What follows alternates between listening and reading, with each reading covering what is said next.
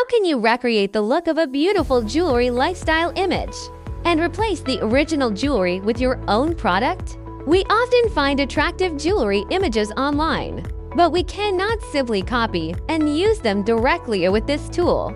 You can use an existing image as a visual reference and recreate its composition, settings, lighting, and overall atmosphere in a completely new image.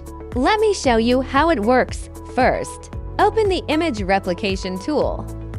Upload the jewelry image you would like to use as a reference for the API option. Select Model X. Next, choose your preferred image size. You can also select Auto if you do not have a specific size requirement. Once everything is ready, click Generate. After waiting for about 1 to 2 minutes, the tool will generate a new image with a similar style and atmosphere. Next, if you would like to replace the jewelry in the generated image with your own product, you can use the Jewelry Lifestyle Image tool.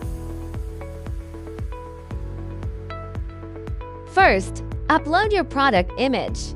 In this example, we are using a pair of earrings.